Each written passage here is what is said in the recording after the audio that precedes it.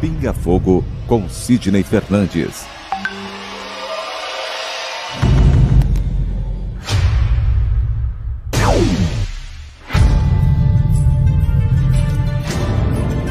Porque nós não temos condição de saber exatamente ou saber ou relembrar como é a espiritualidade.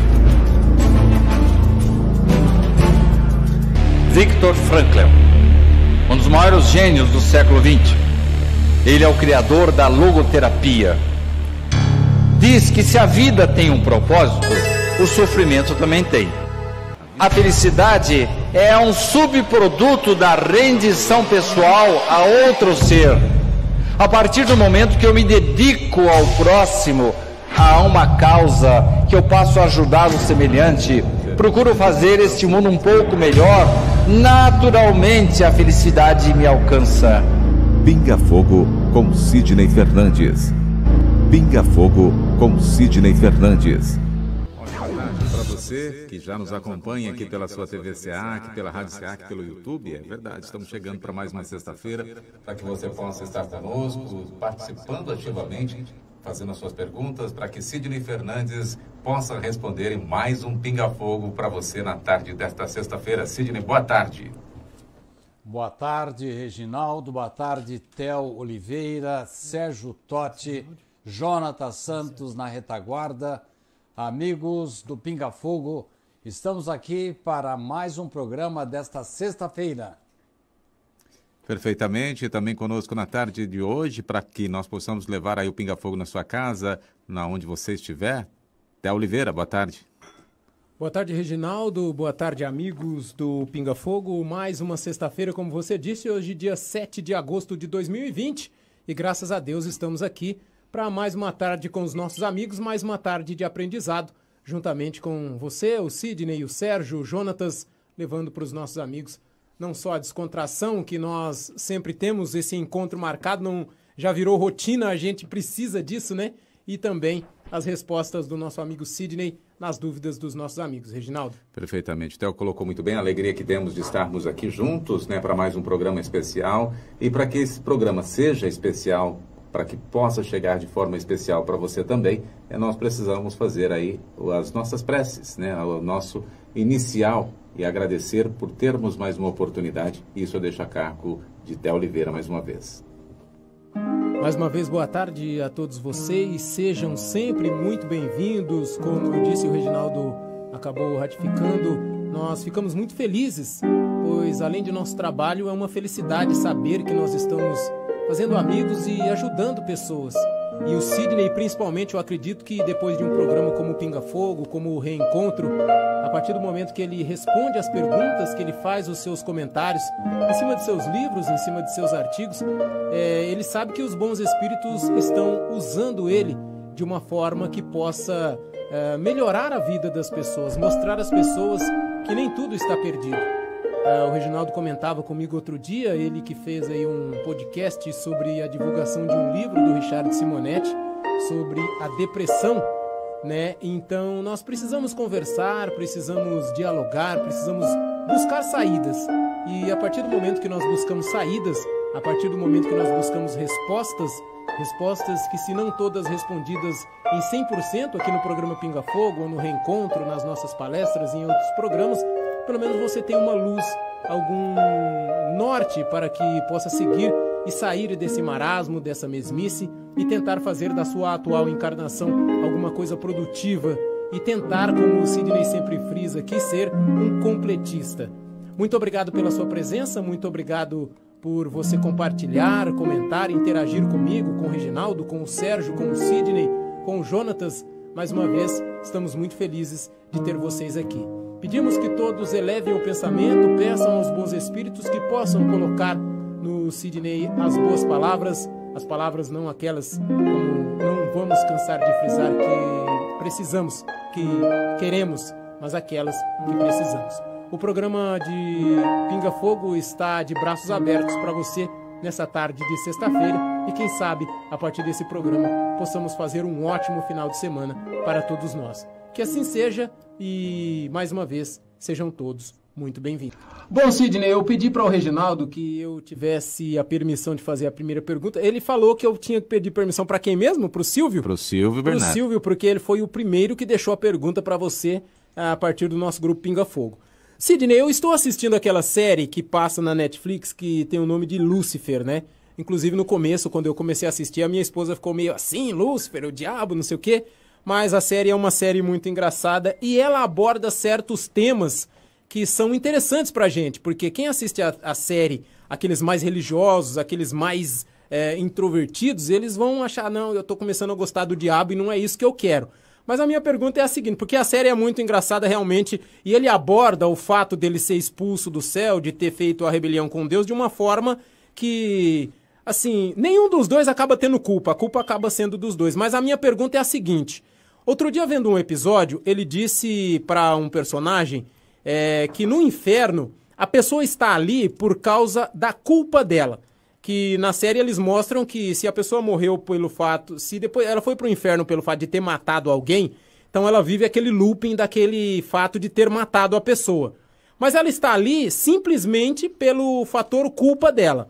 A partir do momento que ela se colocar em si que aquela culpa pode ser perdoada, pode ser amenizada, ela sai dali. Aí, nesse dia, eu automaticamente me remeti ao André Luiz no momento que ele ficou no umbral. Ele ficou um certo tempo no umbral e, a partir do momento que ele se dispôs a sair dali, a se perdoar e a perdoar algumas outras pessoas que fizeram alguma coisa com ele, ele foi ajudado pelos espíritos de luz e saiu dali. Então, eu gostaria, Sidney, que você abordasse esse tema, porque lá eles falam muito de inferno, de como é esse inferno, se a pessoa for para o inferno, porque o que ela acredita hoje é o que ela vai vivenciar a partir do momento que ela desencarnar.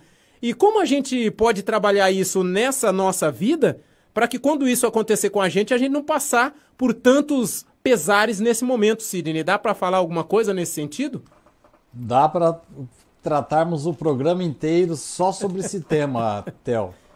Eu acho que o roteirista lá do Lúcifer deve ter lido alguma obra de André Luiz. Pensei a mesma coisa.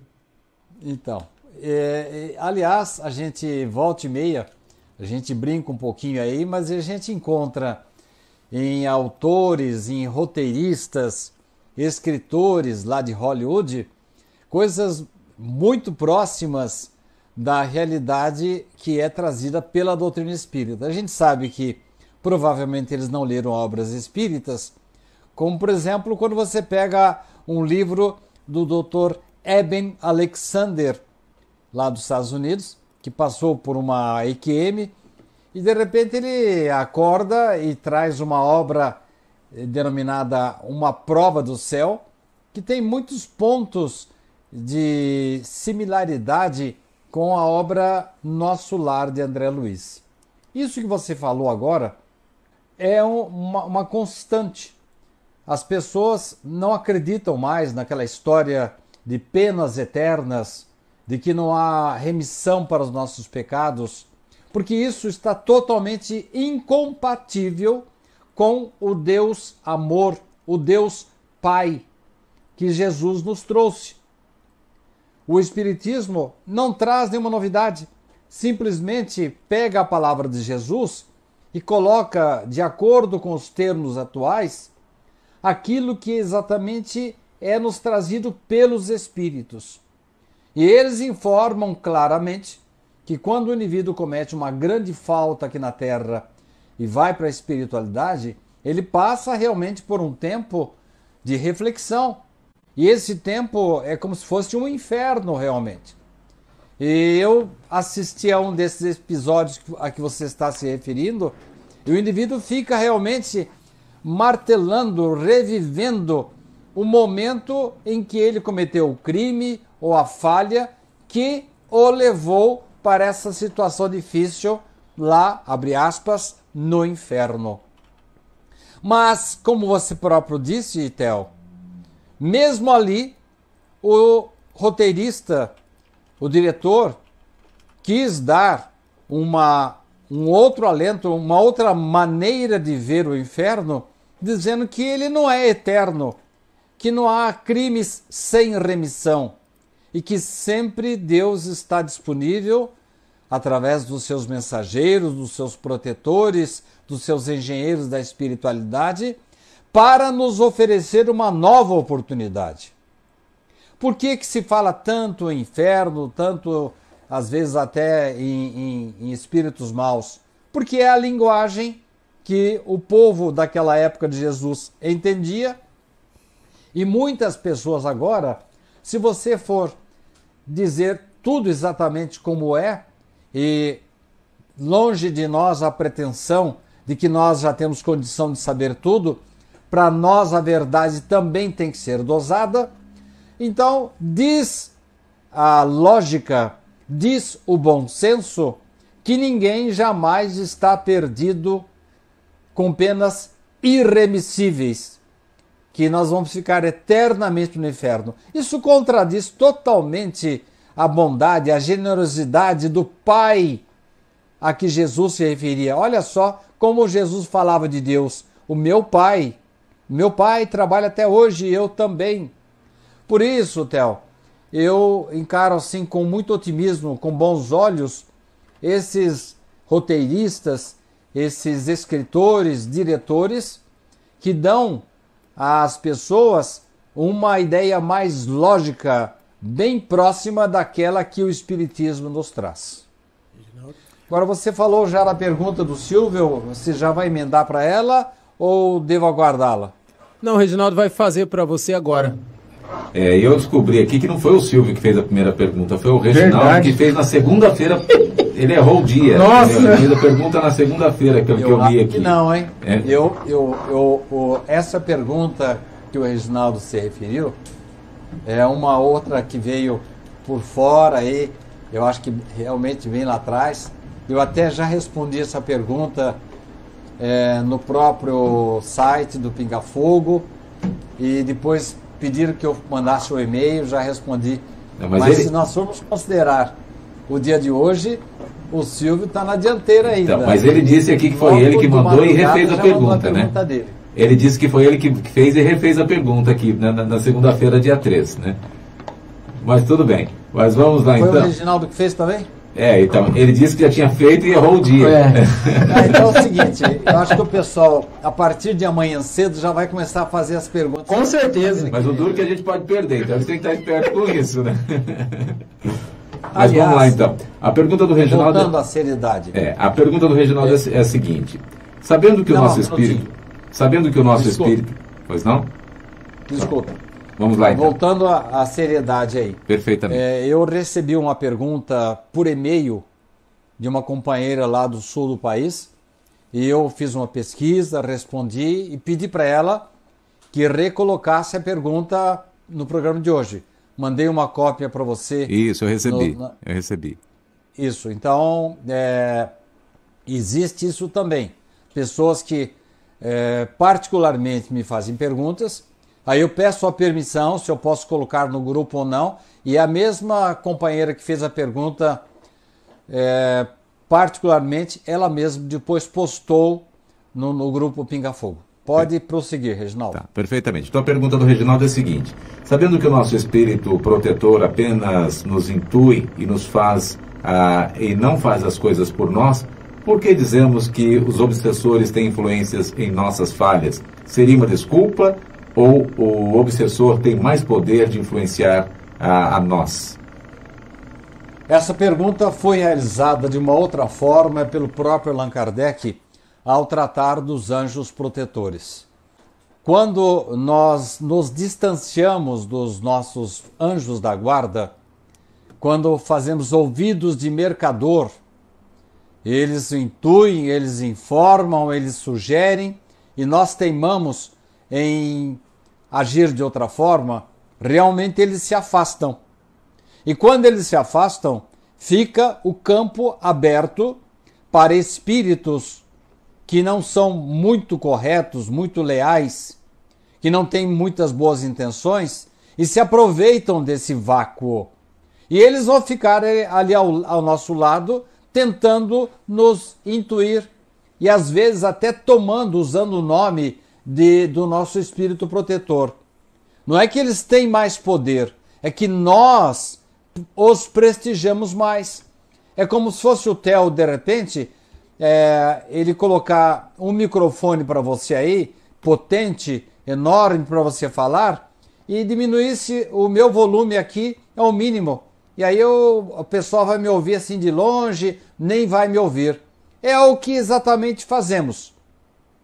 Quando nós desrespeitamos, quando nos esquecemos, quando nós fazemos pouco caso das orientações dos nossos protetores espirituais, é como se diminuíssemos o volume da sua voz e dessemos ganho para o microfone dos espíritos obsessores. E aí dá a impressão que eles falam mais alto, que eles têm mais poder, mas não é nada disso. É que nós, com a nossa conduta, a nossa escolha, elegemos os espíritos que querem o mal, intuem-nos, sugerem para nós condutas não adequadas. Por que eles fazem isso? Porque eles não querem que nós partamos para o bem. Eles querem companhia junto do mal.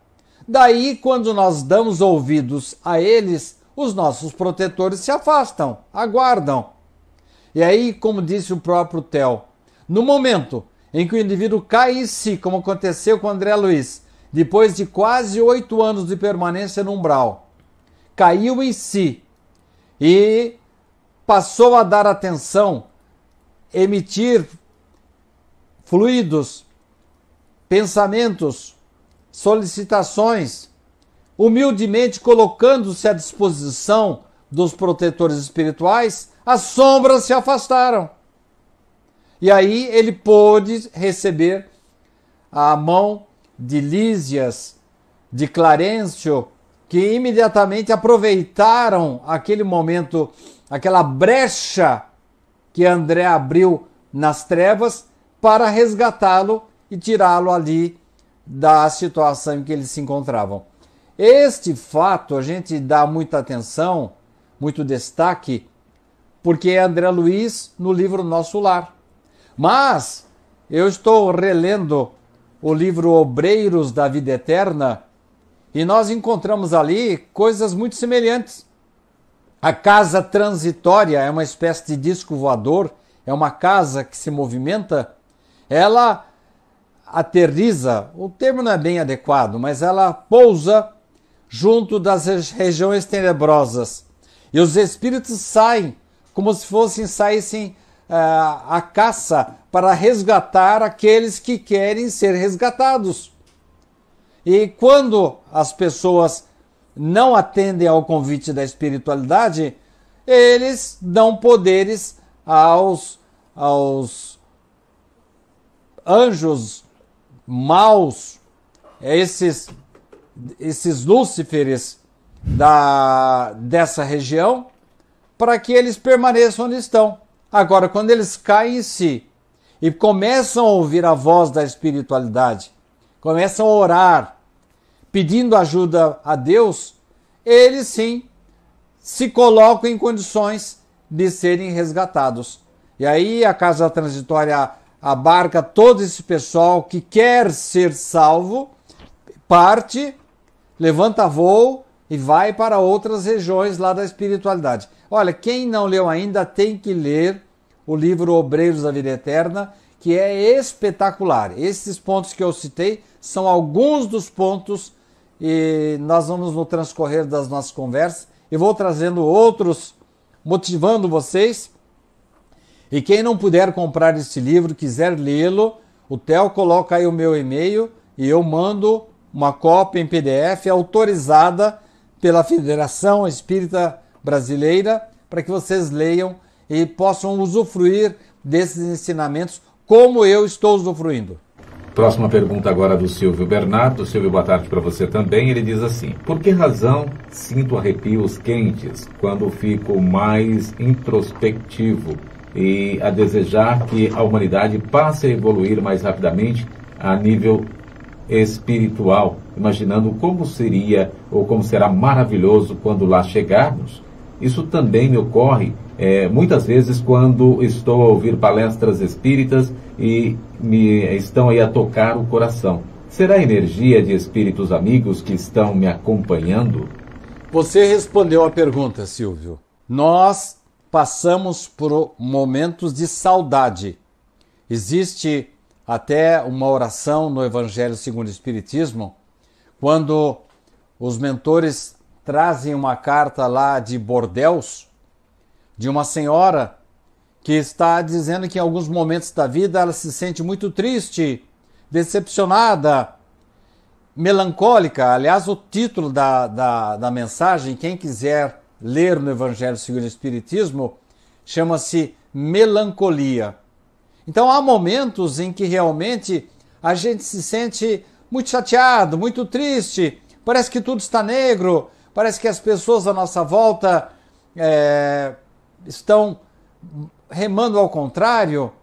Então acontece isso que você disse, Silvio.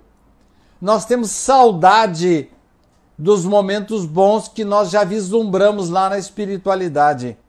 Então temos vontade de estar lá. E quando elevamos o nosso pensamento e valorizamos um livro, uma palestra espírita, uma mensagem, acontece conosco, Silvio. Eu peço que você anote agora. Se você não tiver o livro, eu posso lhe fornecer também em PDF. Leia no livro Obras Póstumas o momento em que Allan Kardec fala especificamente sobre esse assunto. Ele diz mais ou menos assim: quando me sobrevinha uma decepção ou contrariedade qualquer, eu me elevava pelo pensamento acima da humanidade. Não é exatamente isso que você citou? Você parece que quer que a humanidade progrida. Kardec, quando ele foi tão perseguido, ele foi metralhado durante o tempo todo aqui na presença física, porque as pessoas realmente o decepcionaram. Ele se colocava, Allan Kardec, antecipadamente na região dos espíritos. E desse modo, desse ponto culminante que ele conseguia se colocar, parecia que as misérias da vida deslizavam sem o atingirem. Olha só que descrição extraordinária de Kardec. E Kardec foi, de uma certa forma, Silvio, se habituando a esse tipo de comportamento, a ponto de, depois de um certo tempo, os gritos dos maus não mais o atingiam. Ele já os desculpava, já os perdoava e tocava a vida. Então eu recomendo, meu caro Silvio, lá de Portugal, de Viseu, dê uma olhadinha nesse texto de Allan Kardec, quando ele começa assim: quando me sobrevinha uma decepção. Ali você vai encontrar uma coisa muito análoga à que você nos colocou em sua pergunta. E realmente você tem razão. Quando a gente se dedica, quando a gente permite que o bem entre em nosso coração, nós automaticamente nos ligamos à espiritualidade superior. E ao contrário, falando agora da pergunta anterior do Reginaldo, quando eu dou ouvidos, quando eu aumento o volume dos espíritos inferiores, obsessores, dá a impressão que eles são mais poderosos que os nossos protetores. E não é isso, é que nós estamos dando mais atenção ao mal. E você, Silvio, quando consegue colocar-se nesta situação, você está se igualando, está seguindo o exemplo de Kardec, porque com esse modo de proceder, os gritos dos maus não mais o atingem. A Tati conosco também na tarde de hoje. Tati, boa tarde para você. Ela diz assim, Sidney: quando a casa espírita tem uma equipe de espiritualidade superior trabalhando, e essa equipe por algum motivo vai embora e ficam os espíritos inferiores, a equipe superior pode voltar em algum momento? A qualquer momento. Aliás, as pessoas têm a impressão de que elas ficam abandonadas. Não, os espíritos superiores respeitam o livre-arbítrio dos frequentadores de uma casa. Se as pessoas estão mais preocupadas em dar atenção ao mal, realmente os inferiores tomam conta do lugar.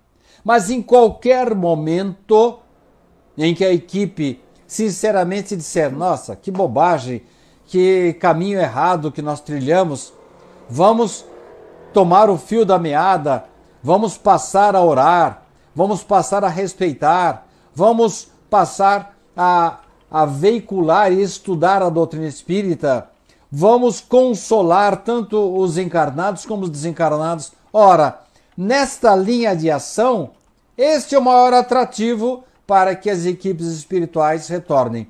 E se não me engano, no final da pergunta, Reginaldo, ela pergunta se, nesse caso, as pessoas devem desistir. Jamais. Jamais. Porque os espíritos inferiores que se comprazem com o mal, infelizmente, por enquanto é isso que se pode esperar deles, é exatamente isso que eles querem. Que nós desistamos, que nos afastemos, que procuremos um outro tipo de comportamento. Não estamos falando aqui que tudo vai ser resolvido no centro espírita, mas tanto a casa espírita, como a igreja dos irmãos católicos, o templo evangélico, o templo dos messiânicos, dos budistas, são locais de concentração muito importantes. E hoje eu recebi uma mensagem muito interessante, assinada por Gandhi, dizendo que importam os caminhos se eles são diversos, se eles nos levam para o mesmo objetivo. E não é isso que todas as religiões fazem, procurando conduzir bem os seus adeptos, os seus seguidores? Então vamos fazer o melhor possível pela casa espírita, que ela nos esclarece. Nós estamos num programa espírita, patrocinado por uma emissora espírita, uma casa espírita, e temos que realmente falar da casa espírita. Então nós temos que prestigiar, ajudar, persistir, dar novas ideias, fazer campanhas, reunir o pessoal para estudo, para que possamos ajudar aqueles que estão encarnados, como aqueles que eventualmente nos procurem consolo lá do plano espiritual. Jamais desistir, minha cara Tati. Uma outra pergunta dela, dando continuidade a essa questão também, que ela diz assim, ó, quando uma casa espírita já começa com um problema, discussão, ninguém entra em acordo entre as pessoas, qual o melhor fazer? Fechar ou continuar com os trabalhos, mesmo com os problemas? Eu acho que já respondi. Jamais fechar, viu, Tati? Você acabou colocando, mas eu estou só complementando a palavra, a pergunta dela. É nós persistirmos para mantermos acesa a chama do Evangelho e das orientações dos bons espíritos que se deslocam, poderiam estar em situações muito mais agradáveis lá na espiritualidade, mas eles vêm de lá para cá para nos ajudar, para nos proteger, para nos estimular para o bem. Sempre que acontecer isso, você fizer isso de novo. Dessas oportunidades maravilhosas do plano espiritual. Aí, se ela marcou, ela vai falar, não respondeu a segunda. Mais uma pergunta chegando aqui também para você nos responder. O Silvio tem mais uma, dizendo assim, ó, desencarnado com doenças degenerativas, com Alzheimer, Parkinson, como é tratado na espiritualidade esse perispírito para ficar curado dessa condição? Muitas situações se nos oferecem. Eu me lembro que Camilo Castelo Branco chegou completamente doente, com sangramento no seu corpo perispiritual. Ele foi submetido a cirurgias e ele foi tratado lá na espiritualidade. Pessoas que desencarnam, olha, não importa muito bem a maneira como o indivíduo acabe morrendo, importa o que ele fez na vida. Eu acabei de ler, citando mais uma vez o livro lá, Obreiros da Vida Eterna, em que são vários casos ali. Então nós temos casos de indivíduos que seguiram direitinho, levaram a sério a sua religião, porque ali eles tratam de desencarnes de vários adeptos. Uma evangélica, um católico, 2 espíritas e um outro que não tinha religião nenhuma, mas era uma pessoa muito espiritualizada. os 5 recebem o apoio da espiritualidade para que eles pudessem ter uma boa passagem, uma boa chegada na espiritualidade. Mas entre um e outro, nós vimos uma grande diferença, porque dependendo do mérito de cada um, dependendo de como ele se preparou para partir para o outro lado da vida, embora ele esteja ali envolvido por uma grande comitiva que o está recebendo muito bem lá do outro lado, o trato de cada um depende do que nós fizemos da vida aqui na Terra. Você gosta do Tem programa, alguns, por exemplo, que hoje, nem bem desencarnam, isso é estão interessante. plenamente conscientes, estão orientados. E se a pessoa gostar, ela vai lá na hora e ela vai compartilhar. Se ela não compartilhou, os que compartilhou vai ficar naquela, tipo, ele falou comigo e tal, né? De agrado mesmo da parte... Ele dá informação, né? Dos espíritos superiores. E há outros que demoram mais tempo. Ainda você podia usar isso? Tranquilidade. Pronto, tô vendo aqui que o YouTube tá me falando que você que compartilhou. Muito obrigado você que conosco compartilhou. E você que ainda não compartilhou, não tô vendo aqui, compartilhe com a gente, né? Se tivemos este tipo de comportamento, esta tendência. E com relação à doença, a mesma coisa. Como é que o indivíduo vai chegar lá do outro lado da vida, depois de passar a vida inteira fumando? Ele vai ter vontade de fumar. E lá não tem cigarro. Então ele tem que passar por um processo de desintoxicação espiritual. E o indivíduo que desencarnou motivado pela droga, lá não tem droga. Então ele vai atrás de quem tem o cheiro da droga, tem os eflúvios da droga. E se ele tiver um pouco de mérito, ele vai sim ser atendido em sessões de desintoxicação, e isso também não o isenta de, na sua próxima encarnação, ele passar por situações desagradáveis no órgão que ele maculou, que ele destemperou e desrespeitou enquanto estava encarnado. Agora, dependendo do indivíduo, os méritos que ele tem, o que ele fez da vida, cuidou bem da família, foi uma pessoa honesta, trabalhador, foi uma pessoa sempre aberta ao diálogo, à conversa, ao bem, amou muito a sua pátria, fez o melhor por ela.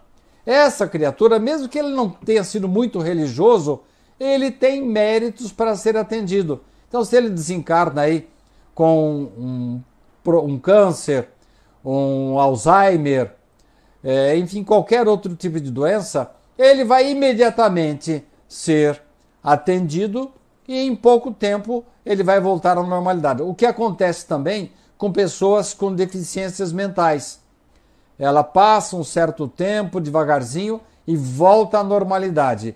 Agora, o tempo que vai levar para essa normalidade vai depender do que o indivíduo fez, o que ele fez da vida aqui na Terra. Você que nos acompanha aqui, o Pinga Fogo de hoje, eu vi uma novidade aqui no Facebook e quero alertar você também. Eu vi apenas, até agora, eu vi um dos nossos amigos, né, que é o compartilhador. Facebook aqui, ele está dando a opção de um selo para você de compartilhador. E você que está nos acompanhando agora, gosta do Pinga Fogo, faz isso também, seja um compartilhador. Comece a compartilhar e fazer com que propague-se mais ainda a doutrina espírita. Você gosta tanto do programa, né? E dá um selo agora, então, de compartilhador também? É um selo de compartilhador. É porque eu já tinha visto o Superfã, alguns outros selos, então compartilhador também agora é marcado.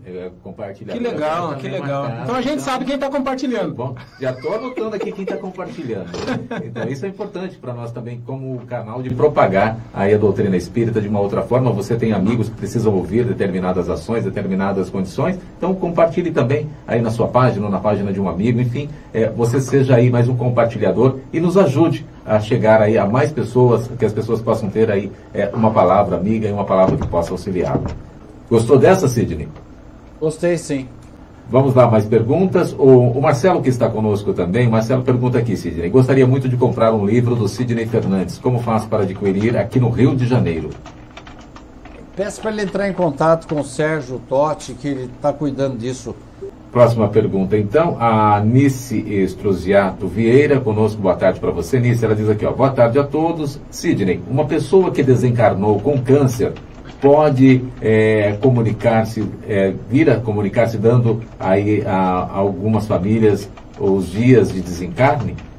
Tudo depende, como já falei, de como essa pessoa, como foi a vida dela, e talvez não somente a última existência, mas a sequência de encarnações dela. Isso vai nos mostrando, vai nos colocando numa situação assim de maior ou menor equilíbrio. E isso vai nos permitir uma recuperação de consciência mais ou menos rápida. Então não importa se ela desencarnou num acidente, ou por uma doença qualquer, ou por velhice, ou por câncer. Vai depender de como está sendo o ritmo de vida dele, das outras encarnações, na atual encarnação.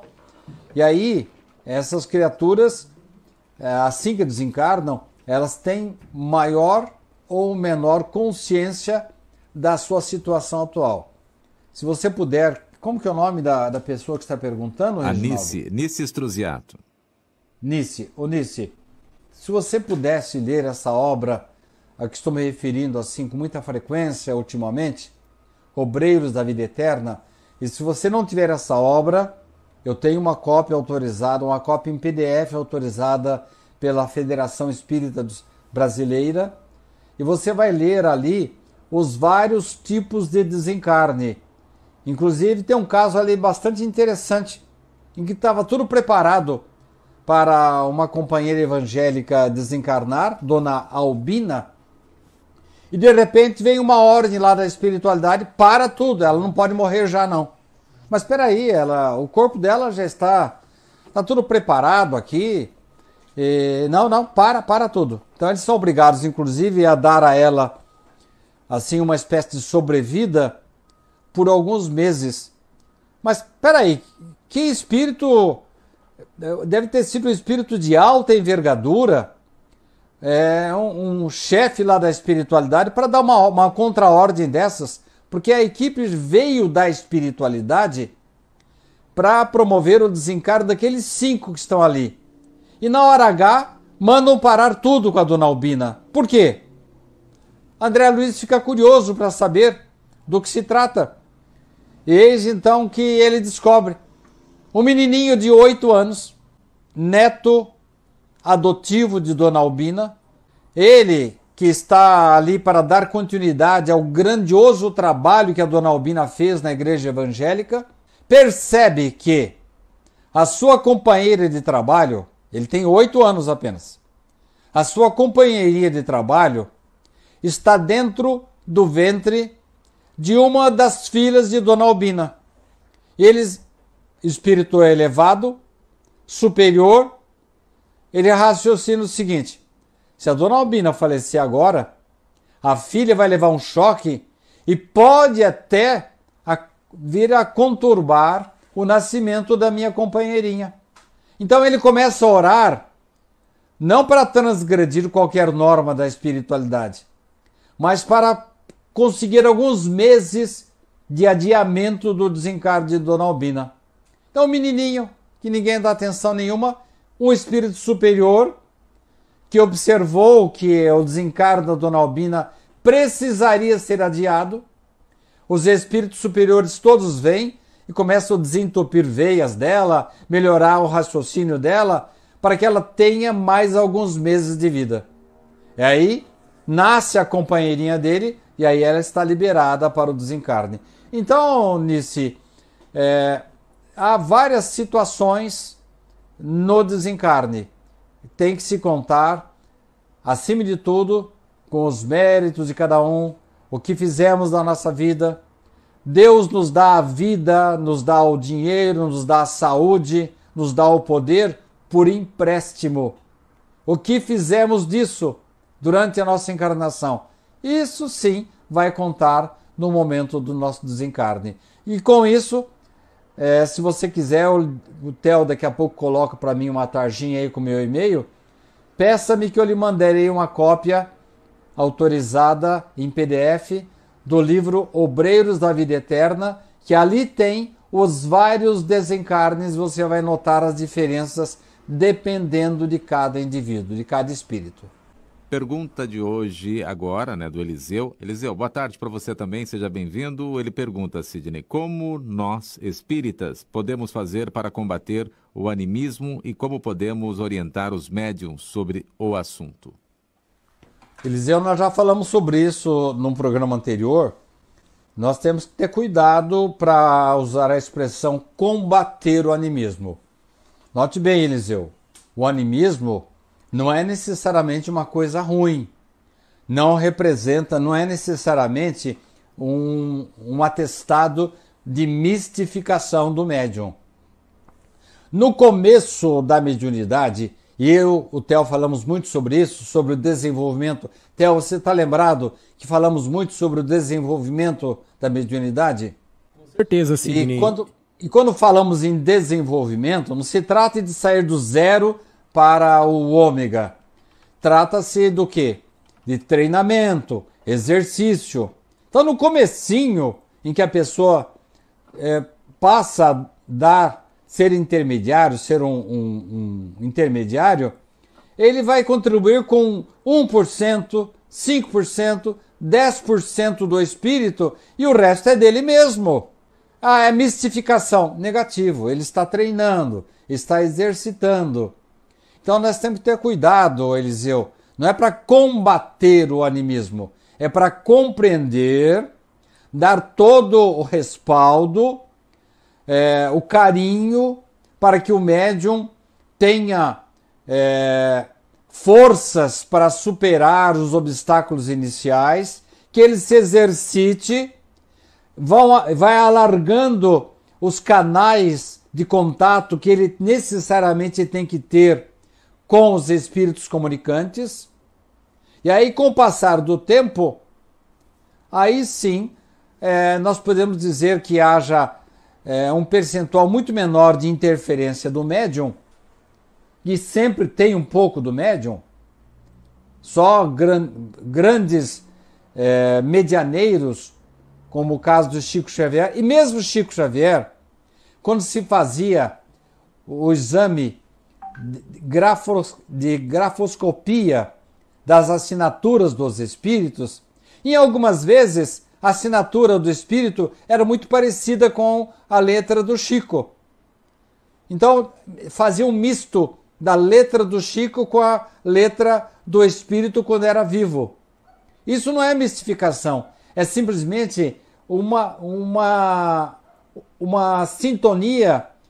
Ele conseguiu sintonizar quase que completamente com o espírito. Faltou assim um encaixezinho a mais, não necessariamente por culpa do médium. Porque você já viu quantos espíritos se comunicaram pelo Chico? E ele não teria esse prodígio de encaixar-se 100% com todos. Então um ou outro tinha uma parte do Chico ainda. É animismo? É mistificação? Não, é que não houve assim um total, perfeito acoplamento fluídico entre o espírito e o médium. Theo, agora a pergunta é para você. Em 1931, quando Chico Xavier mostrou um monte de cadernos para Emmanuel, Seu Emmanuel, antes de eu conhecer o senhor, eu já estava treinando aqui a psicografia, e eu tenho aqui esse pacote de cadernos aqui que eu psicografei até agora. E o que o senhor acha? Eu devo mandar publicar isso aí? O que eu faço com esses papéis? O que o Emmanuel respondeu, o Theo? Como você disse, né, Sidney? Ele disse que estava treinando e isso era apenas um aquecimento para o que estava por vir, né? Então, como você disse aí sobre aquecer o fator mediunidade, o Sidney, ó. O Chico estava. Tô longe dele, hein? O Chico estava fazendo um treinamento para que assim que o Emmanuel começasse o trabalho, ele estivesse já apto a fazer o trabalho do jeito que seria o ideal, né, Sidney? E você não respondeu ainda. O que o Emmanuel mandou ele fazer com aqueles papéis? Ah, tá. O Emmanuel mandou ele jogar fora, rasgar, queimar. Ó, Chico, isso daí já era. O seu treino, isso daí era só pra treinar. Joga fora e vamos começar do zero a partir de agora. Então, nós podemos dizer, Theo, que aqueles papéis que estavam ali eram inúteis? Não. Não. Foi um exercício. O Chico, por acaso, mistificou? Não. É que tinha uma grande parte dele ali, uma parte anímica dele. Então, Eliseu, temos que tomar cuidado, porque senão nós podemos aí criar muitos obstáculos para mediunidades iniciantes que não estão ainda, não se exercitaram. Nós temos que dar a elas todo o apoio, compreensão, perdoar os erros, entender que às vezes não é falha do médium, é falta de entrosamento com os espíritos. Então temos que ter caridade com os médiums, principalmente os médiums iniciantes, Eliseu. A Marinéia de Lima está conosco também. Boa tarde para você, Marinéia, e pergunta: minha mãe faz 2 anos hoje que faleceu. Já dá para receber mensagem se ela estiver bem? Estou com muita saudade. Marinéia, eu entendo que a melhor coisa, por enquanto, é você, durante a noite, você orar, sim, sinceramente para o seu protetor espiritual, para o protetor espiritual da sua mãe, pedindo permissão para que vocês se encontrem. Aliás, eu acho que vocês já estão se encontrando. É que a gente não tem consciência disso. Pega um dia aí que você acorda muito bem, muito disposta, muito feliz. É provável que você tenha estado com a sua mãe. Agora, quanto à psicografia, é difícil dizer, porque há casos em que o espírito demora muito tempo, primeiro, para ele ter permissão para se comunicar. O André, depois de quase 8 anos no umbral, 1 ano de trabalho, só a partir daí que ele pôde começar a escrever, e mesmo assim ele só foi escrever o seu primeiro livro bem mais à frente. E ainda assim com o apoio de uma equipe espiritual muito grande, porque os livros de André não podem ter sido escritos somente pelo ex-médico André Luiz. Ele contou com especialistas, com pessoas do quilate de Emmanuel. Então, tudo depende, minha cara Marinéia, do discernimento de cada espírito ao chegar lá na espiritualidade. E tem outro detalhe. Hoje nós não contamos mais com tantos grandes médiuns como antigamente, como na época de Kardec. Há alguns médiuns ainda? Sim. E nós citamos aqui um trabalho muito importante realizado lá pelo pessoal de Duartina e que estão permitindo, viabilizando comunicações, cartas de desencarnados. Não sei o tempo que eles demandaram para ter essa permissão. Eu entendo, Marinéia, que o mais importante aí talvez nem seja uma carta, porque às vezes você não tem um médium adequado e você não vai reconhecer, às vezes, na escrita da sua mãe. Aconteceu isso com André Luiz, num dos livros que ele falou. O indivíduo veio, era ele mesmo, deu uma comunicação, mas o ambiente estava tão heterogêneo que ele não conseguiu passar a sua mensagem. Aí ninguém acreditou que era ele, e era ele mesmo. Ah, isso é animismo. Não, não era, não. É que as condições para a comunicabilidade não eram favoráveis. Mas, dependendo de cada espírito, se houver permissão da espiritualidade, se for oportuna a comunicação, eu entendo que você poderia eventualmente participar de um trabalho. Depois do Theo coloca aí o link, o contato lá do pessoal das cartas lá de Duartina, ou divulga, né, o Centro Espírita Moacir Fernandes lá de Duartina, que realiza esse trabalho, e com isso talvez você possa ver quando que o médium vai poder colocar-se à disposição. Tenho a impressão que esse trabalho deve estar suspenso agora, mas não é impossível de pedir até por carta, por e-mail, fazer esse tipo de solicitação. Theo Oliveira tem uma pergunta para o Sidney. Sidney, hoje temos várias perguntas, mas ontem eu pedi até permissão para o Reginaldo se eu poderia fazer essa pergunta para você, até o fato dele dizer que tem bastante perguntas, mas se for o caso, depois ele vai falar para você pinga-fogo, aí você se vira aí. Sidney, ontem nós comemoramos aí um aniversário de uma situação não muito agradável na história do planeta, né? E eu vou só ler um trecho aqui, depois você responde pra gente. Já até sei do que você vai falar, né? A situação. Olha só. Foi a bomba lá no Japão, né? Dos 1.500 membros do esquadrão Tibets era o único que sabia para que estava sendo treinado. Os demais membros da tripulação acompanhou o piloto apenas, tinham recebido instruções ali por cima, né? Até o fim de sua vida, ele acreditou ter feito o necessário para acabar com a guerra e não demonstrou arrependimento pela bomba por ser ela lançada, ele ser o responsável por a morte de 119 mil pessoas no primeiro ataque nuclear contra seres humanos da história. O presidente Harry Truman, que ordenou o ataque, teria dito à tripulação depois do retorno aos Estados Unidos: não percam o sono por terem cumprido essa missão. A decisão foi minha. Vocês não podiam escolher. Lembrando que o Tibets, ele ainda viveu por uns 60 anos, acho que depois disso daí. Sidney, eu ainda comentei ontem no meu programa, no lugar desse cara, eu teria procurado uma montanha e explodido até lá, mas a gente vai saber qual que é o treinamento.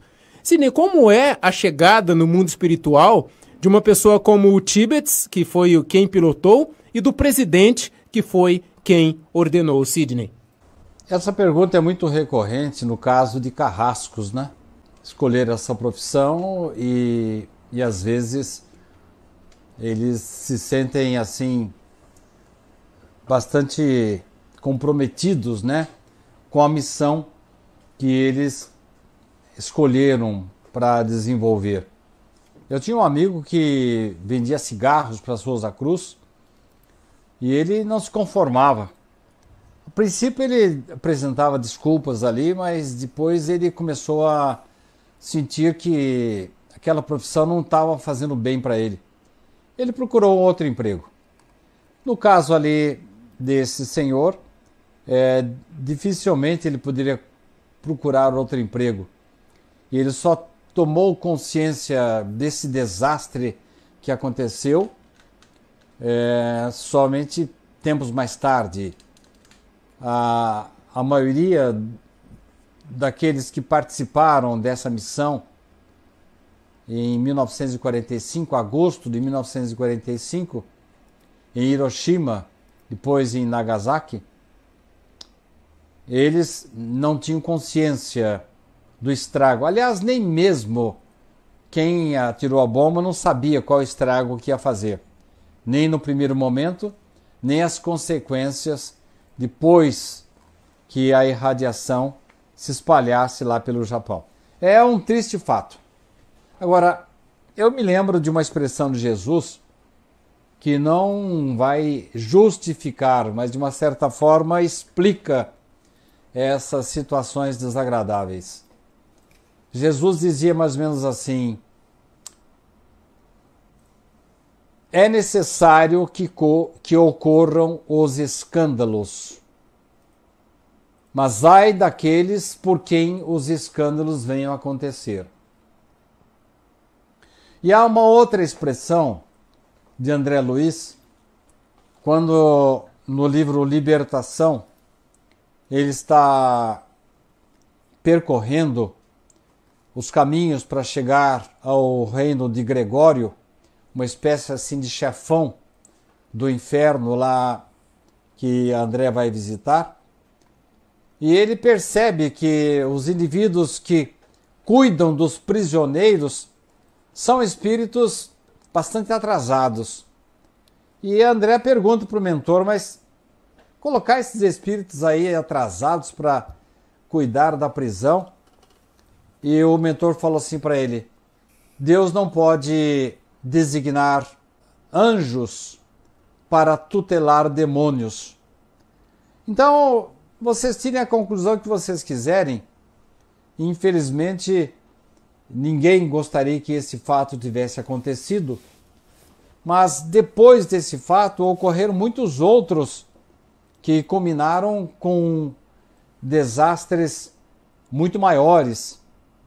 No meu livro Herdeiros de Nós Mesmos, eu falo de um genocídio extraordinário ocorrido na África com 2 tribos, e morreu muita gente ali, aí já não mais para terminar uma guerra, mas com objetivos de arrecadação de dinheiro para a Alemanha, como aconteceu em favor da França, aconteceu em favor da Alemanha, de muitos países que exploraram os pobres coitados, tanto da África como do Oriente Médio.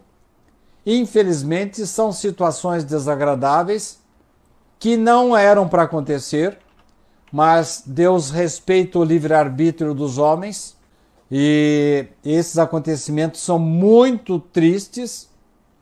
Até hoje, os irmãos lá do Japão, ainda hoje eles cultuam seus antepassados, uma desgraça que não deveria se repetir mais na humanidade, mas está se repetindo de outra forma, né? Como, por exemplo, atualmente na Síria, que até hoje as pessoas estão sofrendo, morrendo, e aqueles que tentam atravessar o Mediterrâneo, tanto do Oriente Médio como da África, em direção à Europa, a humanidade, nós estamos chegando realmente ao muro de regeneração? Não estamos. Estamos ainda com o mesmo nível de maldade daquela época, tanto de Hiroshima, Nagasaki, como épocas anteriores em que Jesus viveu, em que predominava o mal, predominava o egoísmo. E pulamos aqui agora para 2021, quantas pessoas estão desviando dinheiro da saúde, pessoas que estão tirando dinheiro da cultura, da educação, da segurança, os hospitais que não podem funcionar porque tem gente desviando dinheiro. Eu falo com a minha mulher brincando, mas falando sério ao mesmo tempo, que esse umbralzinho nosso aqui perto da Terra não serve para esse pessoal que está desviando dinheiro da saúde e fazer com que pessoas morram e sofram porque eles estão botando dinheiro no bolso. Eu acho que esse é um mal tão grande ou maior do que aconteceu lá em Hiroshima e Nagasaki. O homem precisa melhorar.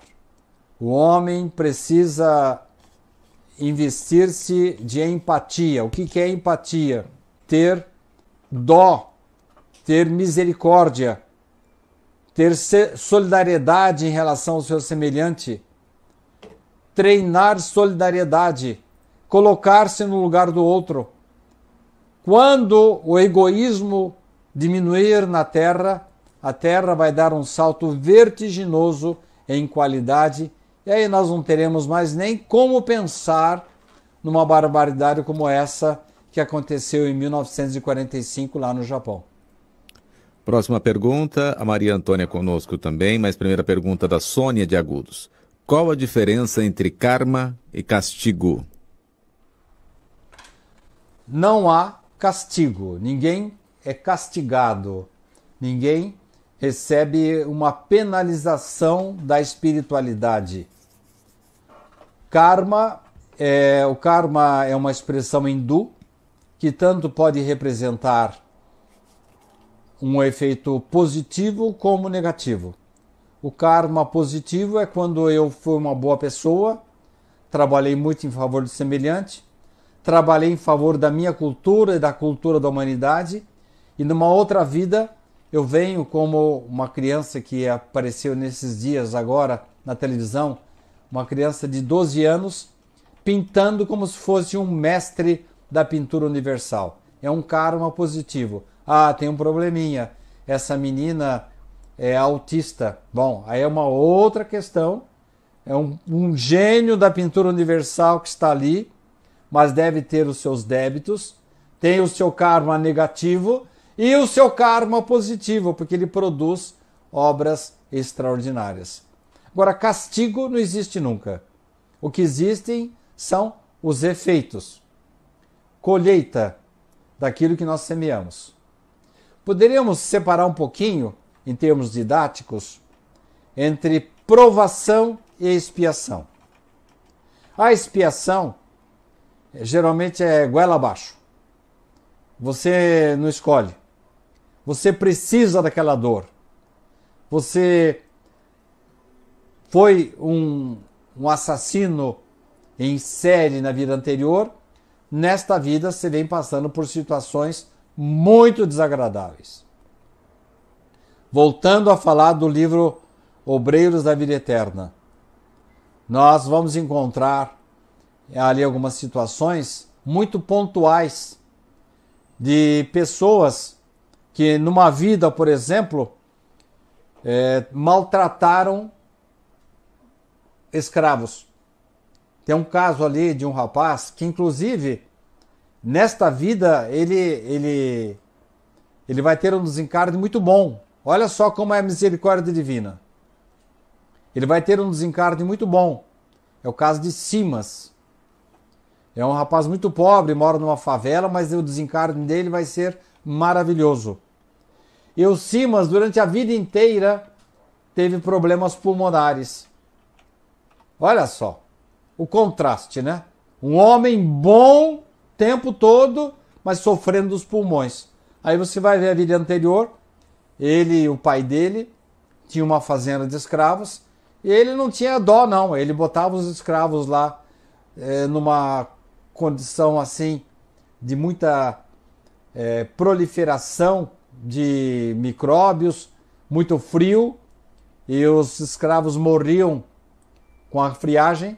Nesta vida ele veio já com uma sensibilização maior dos seus pulmões. Mas paralelamente ele recebeu a graça de trilhar o caminho do Evangelho, ensinou os filhos, a esposa. Olha só a grandiosidade dele. Um dia antes da morte dele, ele chega para a esposa, os espíritos dão uma melhora artificial para ele poder conversar com a esposa, e esse espírito fala para a esposa: minha filha, eu tô partindo, você é jovem ainda, você está autorizada, se você assim achar melhor, se a condição de viúva jovem lhe for muito penosa, você está autorizada a procurar um outro companheiro, eu não vou sentir ciúmes, para que você possa cuidar dos nossos filhos. Olha só a grandiosidade de espírito desse indivíduo. Pois esse espírito elevado passou a vida inteira sofrendo de problemas pulmonares. Castigo? Não. Provavelmente é uma provação. Ele pediu para passar por essa situação e, ao mesmo tempo, pediu ajuda à espiritualidade e foi sempre um homem bom, digno, honesto, cumpridor de seus deveres. E o que acontece na expiação? É que quando o indivíduo muito revoltado não tem direito a escolher, negociar, circunstância nenhuma, o que ele fez, ele já traz na vida seguinte, já ralando, sofrendo o tempo todo. Ah, mas coitadinha, uma criança aí de alguns meses. Bom, nós estamos vendo a criança de agora, né? Não estamos vendo o passado dele. Daí talvez, viu, minha amiga Sônia, esteja a diferença, não de castigo, porque castigo não existe. Deus não castiga nem favorece ninguém. Deus nos dá a oportunidade de colher aquilo que nós semeamos. Aí eu me adiantei um pouquinho e fiz essa pequena diferença entre provação e expiação. A provação é negociada, é estudada e planejada. O indivíduo às vezes sofre até mais, mas expiação não. Expiação é goela abaixo, o indivíduo aceita, recebe da espiritualidade aquilo, a dor, a circunstância, a carência, a alienação de que ele precisa para acordar para a vida. Próxima pergunta para você responder acompanhando conosco também aqui, uma ótima tarde para Maria Antônia aqui de Bauru. Ela pergunta, por que o ser humano tem tanto medo de morrer? Por vários motivos. Primeiro, medo do desconhecido. O Theo não aguenta mais falar em esquecimento. De tanto que nós estamos falando aí do vivi, mas esqueci. Como a gente está esquecido, a gente não lembra mais da espiritualidade. Então a gente se borra de medo de morrer. Porque acha que vai acabar tudo, acha que... Esse é um ponto, medo do desconhecido. É um aspecto radical que o homem tem. Ele tem medo daquilo que ele não conhece.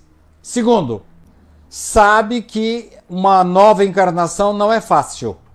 É uma fila enorme para se conseguir uma oportunidade de reencarnação. Terceiro, sabe aquela história de que você não sabe porque está apanhando, mas sabe que merece? Muitos de nós temos dentro de nós, no nosso inconsciente, a certeza de que não completamos a nossa tarefa ainda. Então a gente quer completar, quer voltar para a espiritualidade em situação melhor. Mas a gente não paga o preço para fazer isso. Eu quero a boa condição de espírito superior, mas eu não pago o preço. Qual é o preço? É você não guardar mágoa no seu coração.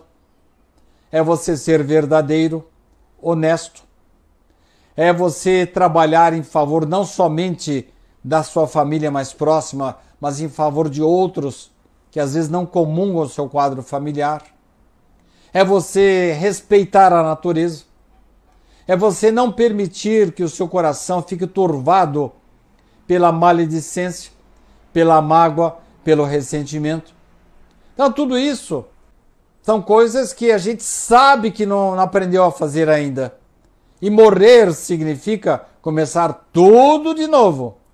Então a gente tem medo assim, das consequências dos atos que nós praticamos ou deixamos de praticar aqui na Terra. Agora, você vai me dizer assim, mas e aqueles que são bons? Também não tem medo de morrer? Geralmente são pessoas bem equilibradas, que aceitam tranquilamente o desencarne. São pessoas que sabem o que as espera. E muitas dessas têm a consciência tranquila de que fizeram o melhor na sua vida. O Theo sempre fala isso.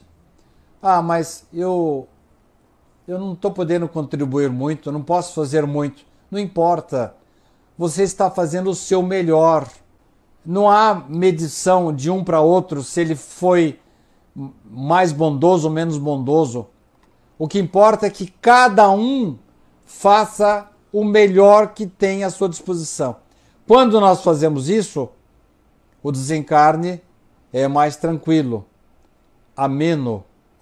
Nós recebemos com tranquilidade o momento da morte, porque nós temos consciência de que fizemos tudo o que era possível para voltarmos à espiritualidade em melhores condições do que aqui chegamos. E na situação, às vezes, viu, Theo, daquilo que você citou, de um completista. Ô, Theo, sabe que eu estive lendo nesse livro também, Obreiros da Vida Eterna? Uma nova modalidade de completista, viu? Qual? Então, André está acompanhando o desencarne de um dos indivíduos e ele pergunta, muito encheirido, parece um repórter, pergunta assim para o mentor. Ele viveu o tempo que estava previsto para ele? O mentor responde, não viveu. Bom, então quer dizer que ele é mais ou menos igual a eu, Tá lascado. uma espécie de suicida. Não. Não foi suicida, não. Ué, mas ele não está voltando antes da hora? Tá, mas sabe por quê? Porque ele trabalhou demais em favor da população, do semelhante. E nesse caso, a espiritualidade não vai contar a quantidade de tempo que ele permaneceu na Terra, e sim a qualidade da sua contribuição. Aí, Theo, uma novidade aí, de uma certa forma, uma exceção aos conceitos que nós dois sempre conversamos sobre o indivíduo completista. Verdade. A próxima questão vem da Luísa, também aqui de Bauru, perguntando se Luísa existe... é minha neta, hein? Olha... Luísa, olha, cuidado com esse nome. Que A netinha nova ou não? Nova. Nasceu dia 1º de agosto. Que dia que é hoje? Hoje é dia 7. Então, já está com 6 dias de vida. Nossa, que legal. Vai aniversariar junto com o Bauru. Isso. Que legal. Minha netinha, filha da minha filhinha Karen, está linda. Minha netinha Luísa. Que maravilha. Pode continuar, Reginaldo. Desculpa a interrupção. Então vem a pergunta da Luísa, que não é sua neta, mas aqui ela diz: existe maldição hereditária? Eu diria que não existe nem maldição, nem hereditária, viu? Moisés, quando recebeu a tábua dos 10 mandamentos, ele, no primeiro mandamento, que é enorme, né? Se você for procurar lá no Velho Testamento, você vai encontrar toda a redação do primeiro mandamento. Ele fala que as desgraças, os erros cometidos pelos pais vão alcançar os filhos, os netos, de maneira hereditária. Isso é bobagem, né? Quando os discípulos perguntaram para Jesus: quem pecou para que esse homem nascesse cego? Nascesse cego, hein? Ele ou seus pais? Bom, essa história de maldição hereditária, já naquela época era um ridículo, né? Não existe isso, né? Você pagar a conta de outro não tem cabimento. Então, já naquela época, Jesus nem falou dessa parte dos pais. Por quê? Porque fazia parte da tradição judaica essa história de maldição hereditária. E aí depois vem a segunda parte da pergunta. Bom, então foi ele que pecou. Mas pecou quando? Se ele nasceu cego? Naturalmente, estavam se referindo a vidas anteriores. O que existe são as más vibrações. Você não precisa ir numa encruzilhada, levar carne, charuto, bebidas alcoólicas, numa oferenda para o espírito inferior, para que ele faça um determinado trabalho contra determinada pessoa. Não precisa nada disso. Só o seu pensamento é suficiente. Vocês já notaram aquela história de as mães colocarem uma fitinha vermelha na criança? Para que é isso, Theo? Dizem que é para tirar o quebranto, né, Sidney? Pois é. Aí daí já vem essa história do olho gordo. Nossa, inveja, eu não tenho uma filhinha tão linda como essa. Então, existe realmente, quando você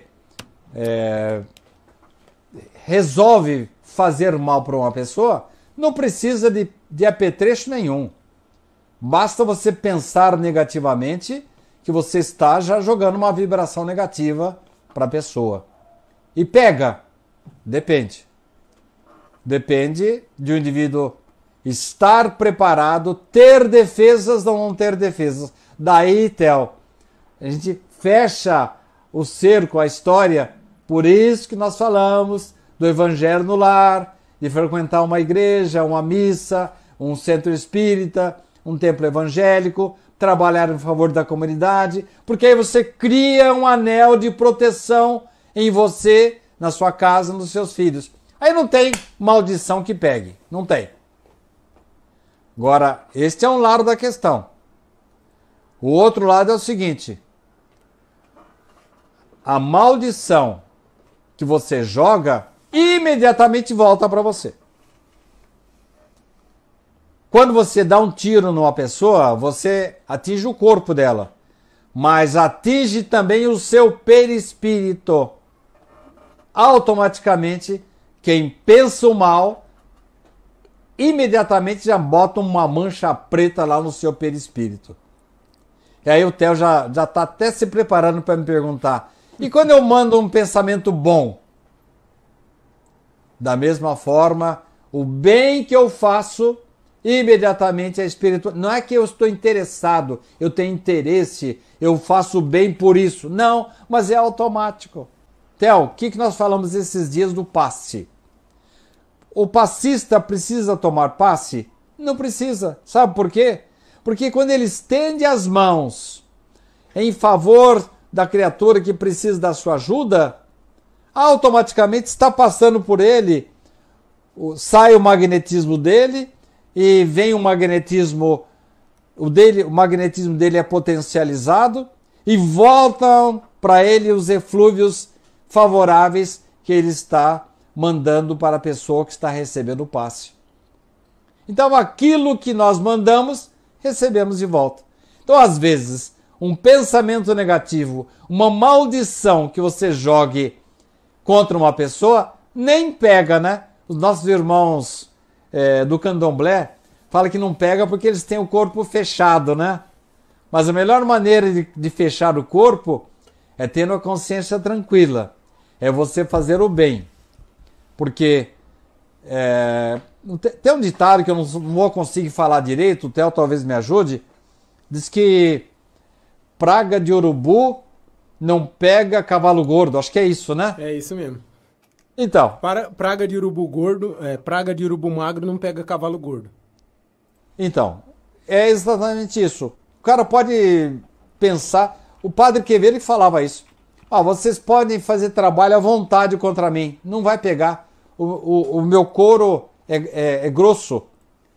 Não é isso. É que ele era sincero nas críticas que ele fazia ao espiritismo. Ele tinha certeza que nenhuma maldição ia pegá-lo. Então a melhor maneira de nós fecharmos o corpo e não pegar quebranto nenhum, nem em nós e nossos familiares, a melhor maneira de nos defendermos contra os maus pensamentos, eventuais trabalhos que vão ser feitos, é nos mantermos no bem, na honestidade, evitar asilar no coração a maldição, a raiva, o ódio, o ressentimento, evitar o palavrão, fazer o evangelho no lar, aproveitar o tempo com bons estudos, boas músicas, bons filmes, bons livros, aí não tem mal que nos pegue. Sidney Fernandes, Pinga Fogo. Aí, Theo, pelo amor de Deus. Isso é perseguição, hein, Theo? E você tem mais um perseguidor, não é só o Reginaldo não, hein? Que o Sérgio acabou de falar pra mim aqui, ó. Eu escrevi pro Sidney Pinga Fogo, mas ele não viu ainda. Não vi mesmo. E eu não li, hein? Eu nem sabia, hein? Mais um, viu? Mais um. Então vamos lá. A Joyce, que fez uma pergunta para você, traz assim a questão. Encaminho aqui a pergunta de minha cunhada Giovana de Blumenau. Meu pai, com câncer terminal, estava sendo cuidado em casa pela família, já bastante debilitado, quase sem forças para falar e até para abrir os olhos. Num certo dia, 4 ou 5 dias antes de desencarnar, algumas vezes abriu os olhos e disse ver flores, quando em um bonito painel. Também disse que não estava mais em sua casa, que via o mesmo local diferente. Os enfermeiros disseram que estas visões foram causadas pela grave desidratação. No entanto, ele estava bastante lúcido e percebendo que estava acontecendo à sua volta. Não havia nenhuma fala incoerente. Pergunto, poderiam aí ser essas visões do mundo espiritual, talvez da colônia de flores, que seria o local onde os desencarnados de câncer são acolhidos, ou seriam apenas causa de desidratação? É que quem pergunta é a Joyce, relatando a questão da Giovana. Eu sei. Foi esse e-mail que eu me referi a vocês, que eu recebi de manhã. Depois eu pedi para a Giovana repetir a pergunta, porque eu achei bem procedente, bem oportuna a pergunta.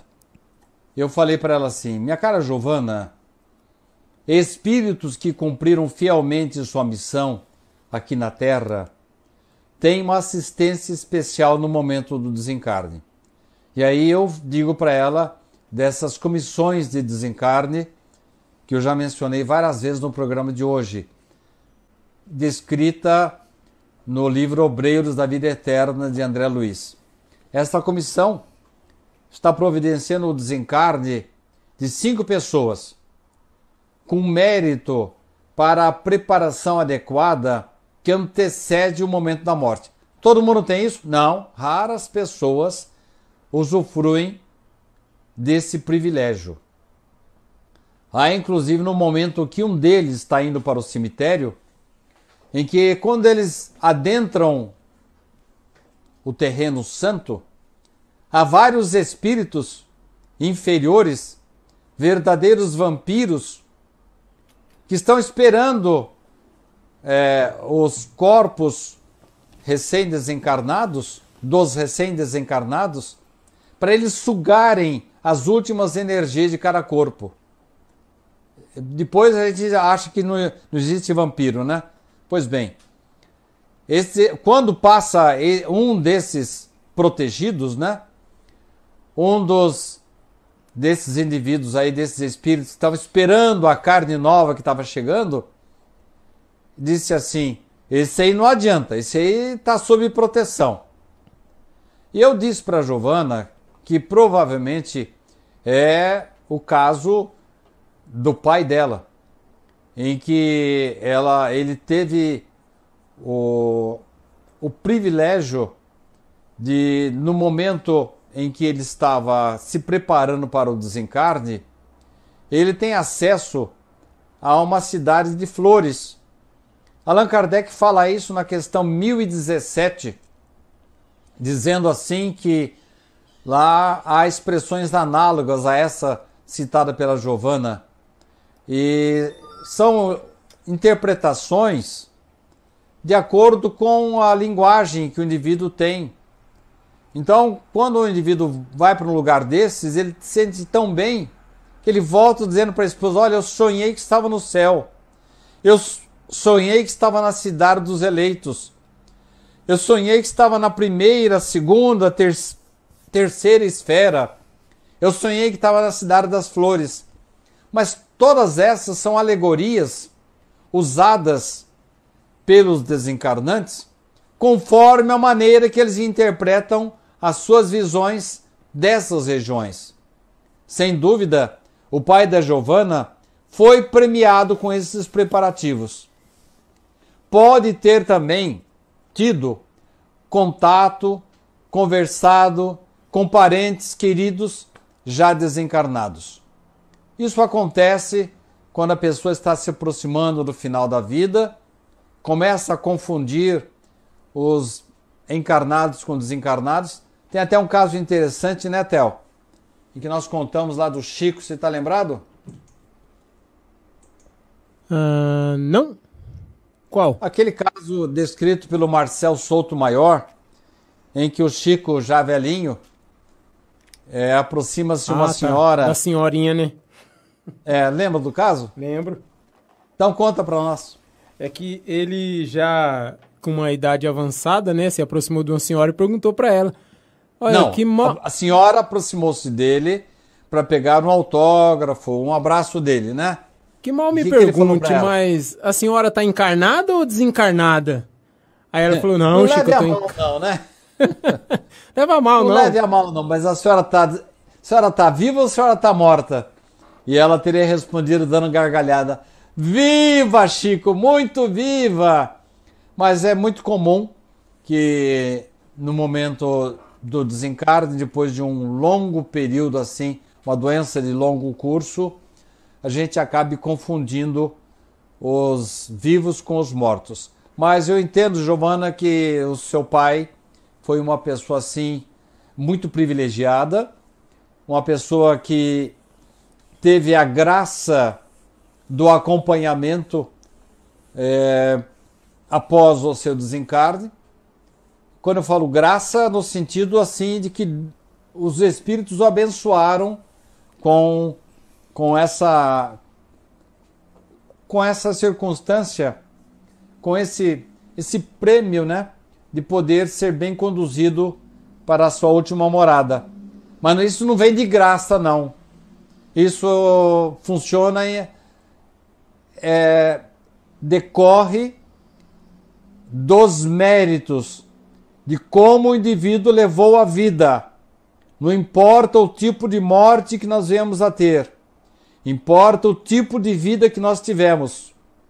Daí, então, eu entender, Giovana, que o seu pai colheu aquilo que ele semeou durante toda a sua vida. Ele teve realmente um desencarne abençoado, esteve na espiritualidade, interpretou isso como sendo um jardim de flores e deve ter sido uma coisa maravilhosa para ele.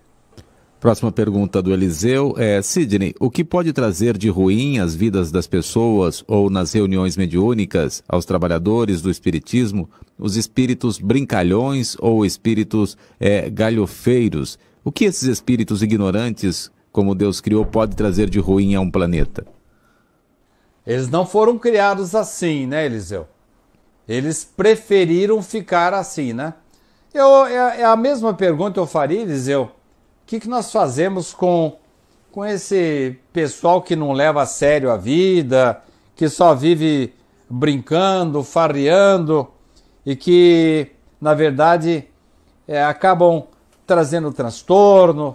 Essa molecada que fica pichando muro, que fica aí atrapalhando a vida dos cidadãos honestos, corretos. Que mal que eles trazem? Eles trazem, assim, um momento de intranquilidade, trazem, assim, um certo desconforto, mas daqui a pouco a gente esquece deles e vai cuidar da vida, e eles vão ter que, mais cedo ou mais tarde, responder pelos seus atos. Então, da mesma forma que aqui na Terra, esses vagabundos, esses galhofeiros, hipócritas, brincalhões, trazem assim um desconforto para as nossas vidas, os espíritos galhofeiros também. Ah, mas então é um perigo. Perigo nada. Pelo fruto você conhece a sua árvore. E pela comunicação você já sabe se é um espírito mentiroso, brincalhão, que quer só fazer farra. É claro que nós brincamos muito nesse programa aqui. Nós brincamos, toda hora damos risadas aí, mas o sentido principal nosso é a seriedade, o respeito, entendermos que nós temos, através do som, da imagem, a possibilidade de consolar, esclarecer, ao passo que esses galhofeiros, eles, por enquanto, não têm compromisso nenhum. Agora, se você passa toda a sua juventude e até uma certa parte da sua idade simplesmente brincando, farreando, quando chega o ocaso da existência, você vai colher os resultados da sua falta de responsabilidade, da sua falta de disciplina. Vai ter uma velhice problemática. Assim também o espírito vai colher aquilo que ele está semeando. Próxima pergunta, a Arlete Fâncio conosco também pergunta: gostaria de saber se reencarnamos sempre com o espírito, alma. Como? Gostaria de saber se reencarnamos sempre com o espírito, ou a alma, assim ela quis dizer. Eu não entendi direito a pergunta. Eu acho que ela quis dizer, eu entendi que ela quis dizer que gostaria de saber se reencarnamos sempre com o mesmo espírito. Deve ser isso, né? Eu acredito que deve ser isso. Claro. Nós temos a nossa individualidade. Desde que nós atingimos um grau que nos permite apresentarmos como espíritos, porque passamos por uma gradação, assim como o animal, materialmente falando, precisou evoluir desde lá do mineral até chegar ao estado animal e agora ter consciência como homem, o espírito também passou por várias fases para chegar à situação que estamos agora. E nós aqui, se formos comparar a nossa situação com a de mundos mais elevados, o pessoal vai achar que nós somos primitivos. E em relação ao mundo superior àquele que nós falamos, também há uma distância muito grande. Nosso mundo é de expiações e provas, mas o nosso espírito mantém a sua individualidade, a sua moral. Nós mantemos os nossos méritos mantemos a nossa cultura intelectual, como mantemos também a nossa moral. Sempre falo para o Theo que a minha versão atual, a nossa versão atual, é a melhor versão possível, tanto sob o aspecto espiritual como sob o aspecto material. Agora, o corpo é sempre o mesmo. Por que a diferença entre a palavra espírito e alma? Kardec quis diferenciar espírito quando ele não está encarnado e alma quando está encarnado. Mas parece que essa coisa não pegou muito, não. No meio espírito, a gente já se habituou a falar em espírito desencarnado e espírito encarnado. O espírito é sempre o mesmo. Ele esquece algumas coisas? Sim. O Theo, por exemplo, na próxima encarnação, ao invés dele ser um exímio locutor e sonoplasta, ele vai esquecer um pouco essa parte do rádio e ele vai começar a ser um bom jogador de futebol, né, Theo? Tomara. Eu pensei que ele ia me contestar, viu, Reginaldo? Mas ele ia dizer assim, mas ele ficou assustado aqui, viu? Eu fiquei receoso com o final da conversa. Mas nós mantemos os nossos méritos. Aquilo que aprendemos jamais é perdido, tanto sob o aspecto cultural, intelectual, como o aspecto moral, o aspecto espiritual. O espírito é sempre o mesmo. As encarnações variam, trocamos de corpos, como trocamos de roupas, de uma encarnação para outra, objetivando sempre a nossa melhoria, a nossa evolução espiritual. A Vilma está conosco aqui, mandando um abraço e dizendo que continua acompanhando o programa ali em Jandira e está aí dizendo que Vilma, está de parabéns. Obrigado. Sempre conosco. Obrigado, Vilma. Você sempre presente conosco aí. A Cristina Forlim, Sidney, você sabe por que o Espiritismo tenta divulgar a sabedoria para o maior número de pessoas e a maçonaria tenta divulgar a sabedoria para o menor número de pessoas? Bom, a maçonaria, ela vem assim de conceitos assim bem antigos, né? E ela sempre se destacou como alguma coisa assim ligada mais ao ocultismo. E a maçonaria teve uma importância muito grande na história mundial. A maçonaria promoveu libertações, defesas da liberdade do homem. Ela sempre defendeu a fraternidade, a lealdade entre os homens, mas sempre foi uma sociedade muito fechada. Agora, o Espiritismo, embora você tenha dito, Arlete... É Arlete? Isso. Não, Arlete foi anterior. Agora, quem perguntou para você foi a Cristina. Cristina Forlim. Cristina, né? Isso. Então, Cristina, o Espiritismo até que não é muito assanhado nessa história aí de procurar novos adeptos. Nós não praticamos o proselitismo. Prova tal que neste programa nós enaltecemos muito o trabalho dos nossos irmãos católicos. Eu sou muito amigo, gosto muito do padre Risse, aliás não é padre mais, o bispo Risse, que está agora, se não me engano, em Nova Friburgo, como bispo daquela região. Gosto muito dele. Tenho irmãos evangélicos com bom trato. Já você testemunha, Reginaldo, que trouxemos aí. Os pais do Jonatas até hoje parece que frequentam a igreja católica, né? Sim. E o Jonatas, de vez em quando, ainda toca nessas igrejas. Acho que trouxemos já 2 padres por sugestão dele e foram entrevistados por nós no Despertar.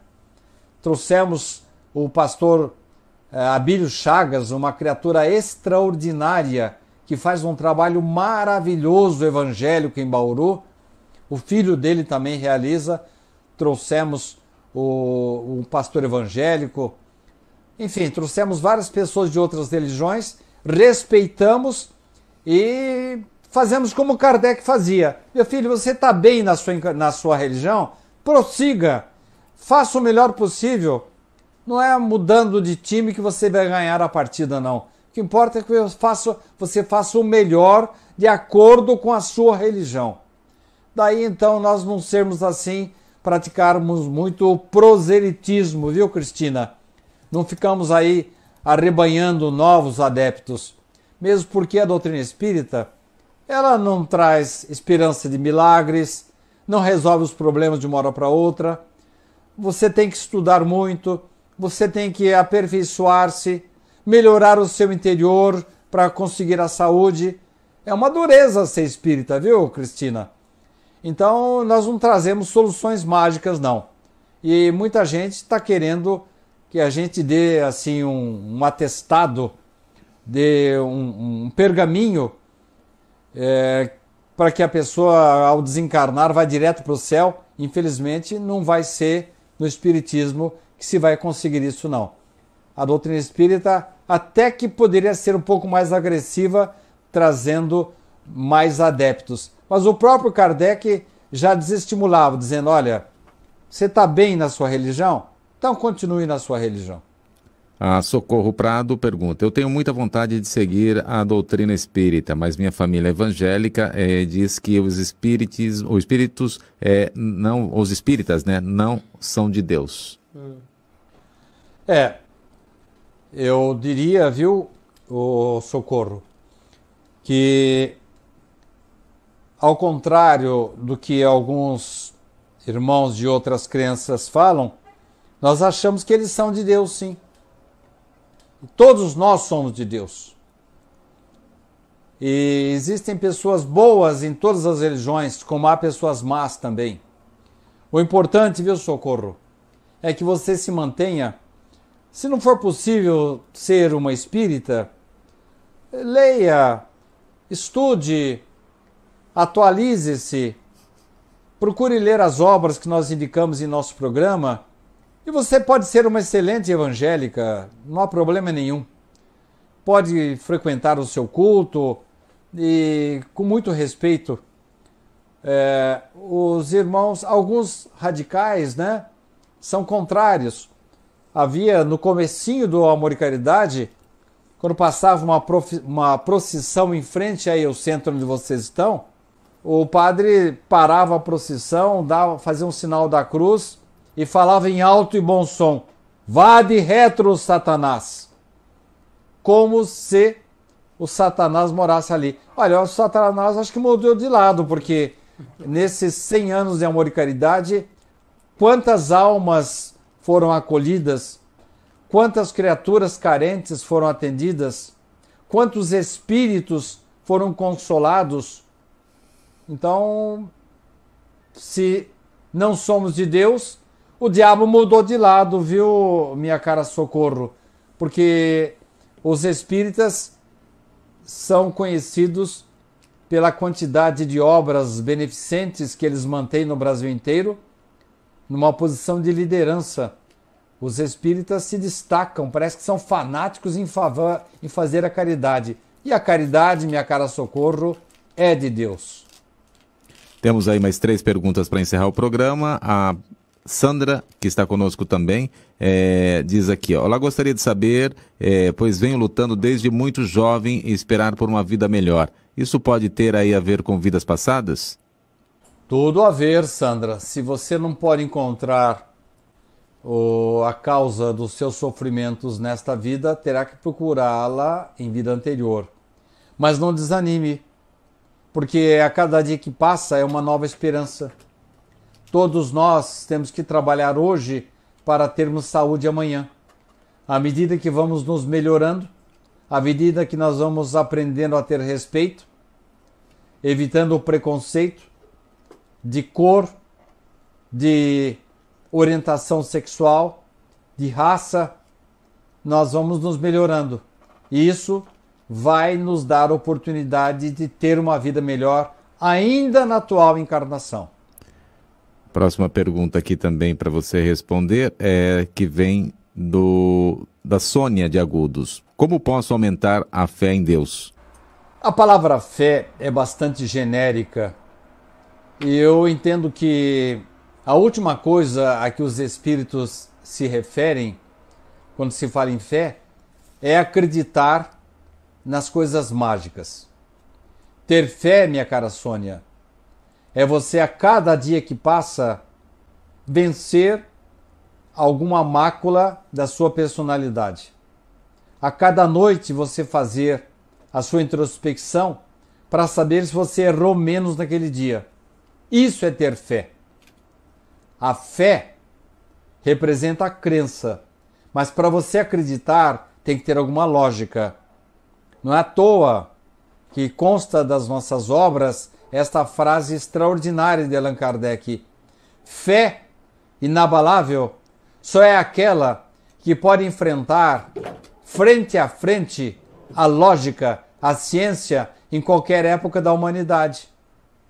A nossa fé tem que ser baseada, Sônia, nos nossos atos, nos nossos méritos, no nosso empenho de melhoria. De nada adianta nós rezarmos se tivermos mágoa do semelhante. De nada adianta nós ajoelharmos-nos e prometer os céus para Deus se estamos desprezando o negro, o japonês, o nordestino, o indivíduo que veio lá do Oriente Médio. Fé significa respeito. Fé significa melhoria interior. Fé é trabalho. A melhor maneira, a melhor oração que existe é o trabalho, é o mérito. Quando fazemos isso, a nossa crença se baseia em algo sólido. Aí as coisas acontecem naturalmente, cara Sônia. A Rosângela de Jaú: existe anjo da guarda? E se existe, ele atua sobre nós por livre arbítrio também? Se existe anjo da guarda, e o que mais? E se existe, ele atua sobre nós por livre arbítrio dele? Ah, sim.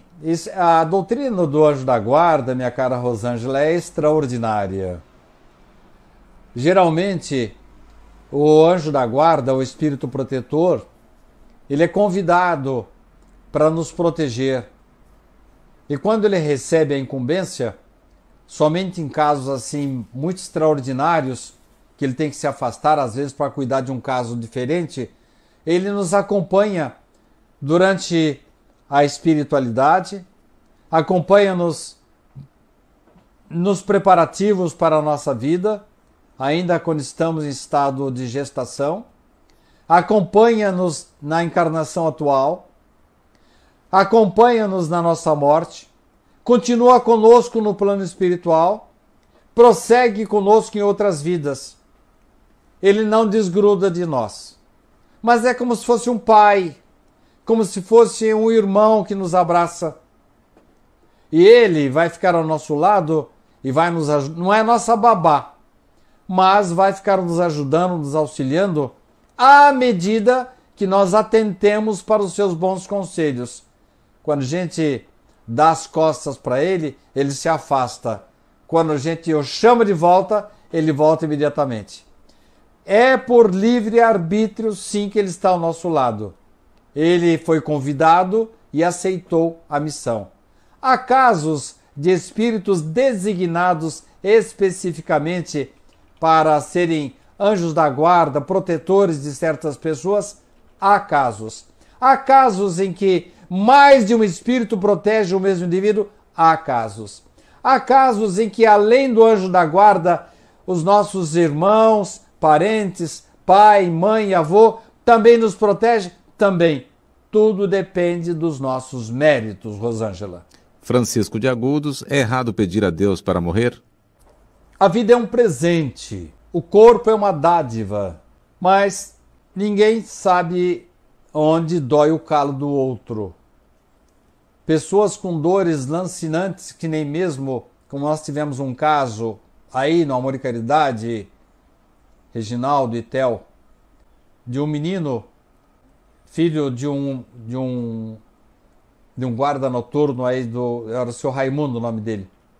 Esse menino foi acometido de um câncer na coluna vertebral e eu saí por tudo quanto é canto atrás de uma injeção de morfina que minimizava as dores do câncer nesse menino. Chegaram até me confundir com um drogado, achando que eu estava querendo a injeção para uso próprio. Saí de Bauru, fui para Jaú e chegou no momento em que nós começamos a orar para ele desencarnar. Tal era o sofrimento. Lembrei o nome do menino agora, era Ronaldo. Inclusive, Reginaldo, sabe a filha do Laércio, não é essa que trabalhava aí, a Amélia? Sim. Ela cuidou muito do Ronaldo, cuidou muito dele e acompanhou as dores do câncer desse menino. Então nós começamos a orar para o Ronaldo desencarnar. Tal era o sofrimento que nem mesmo a morfina tirava mais.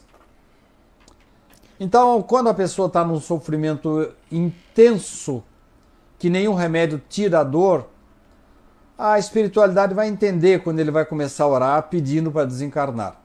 Agora, desde que ele não faça nada, ninguém faça nada para que ocorra esse desencarne. O homem não deve interferir, nem mesmo por piedade não deve interferir. Nós devemos tomar muito cuidado com a piedade falsa da eutanásia, querendo que o indivíduo sofra menos e passando a ele injeções ou remédios para que ele morra logo. Isso não pode. Cada um tem que sofrer o tempo necessário que a espiritualidade traçou. Agora, eu fico só me imaginando se eu tivesse no lugar do Ronaldo e que nenhuma injeção fizesse mais efeito e as dores lancinantes do câncer quando pega na coluna são terríveis. Então eu não me surpreenderia se esse menino em determinado momento estivesse orando para desencarnar. Então ninguém está proibido de pedir a ajuda de Deus, pedir o alívio. O que não se pode é tomar providências indevidas para abreviar a vida. Mas tem certas pessoas que acabam usando da ortotanásia, que é o que aconteceu com o Richard. Richard não recebeu nenhum medicamento para abreviar a vida dele, mas tomou-se todo o cuidado para que ele tivesse um desencarne sem dor, tranquilo, sereno, sem prolongamento artificial da sua vida. Nem prolongamento, nem de abreviação da sua vida. Agora, respondendo objetivamente a sua pergunta, Francisco, enquanto eu e você estamos aí saudáveis, sem dor nenhuma, é fácil a gente criticar quem de repente faça uma oração pedindo a Deus que a gente seja levado. Mas Deus sabe o que faz e os espíritos nos atendem, como sempre o Theo fala, não nos dando aquilo que queremos, mas aquilo de que precisamos. Ainda o Francisco, como uma última pergunta, o espírito pode ter atingido a permissão de nos enviar uma mensagem, mas se nós aqui não temos permissão para recebê-la, ela é enviada a si mesmo só pela permissão do espírito? Temos muitos casos assim. Pessoas que recebem mensagens e não são bem interpretadas. É aquele caso que eu falei para vocês lá, quando o Eliseu me fez a pergunta do animismo. Há uma descrição em uma das obras de André Luiz, em que o espírito fez todo o possível para transmitir a mensagem. Mas a sintonia do ambiente, era um ambiente muito heterogêneo, o pessoal não estava muito ligado à espiritualidade, não criaram condições para captar bem a mensagem. Isto é, veio uma mensagem muito boa, mas que não foi bem interpretada, não foi bem lida e não foi bem assimilada em virtude da situação precária daquele grupamento. O Eliseu tem a última pergunta do programa de hoje, diz assim: onde se perdeu a origem da reencarnação entre os povos? Há muita controvérsia em torno do assunto. Mas no momento em que os irmãos católicos resolveram assimilar, tornar o cristianismo como religião universal, houve assim muitas discordâncias. Na época de Jesus, nós temos várias provas de que Jesus mesmo falou várias vezes, quando ele se referiu a Nicodemos, por exemplo, é necessário que você nasça de novo. Ou naquela passagem que eu já falei no programa de hoje, do cego, né? Quando os discípulos perguntaram quem que pecou para que esse homem nascesse cego? Mas como ele era cego de nascença, quando é que ele teria pecado? Naturalmente os discípulos estavam se referindo a vidas anteriores.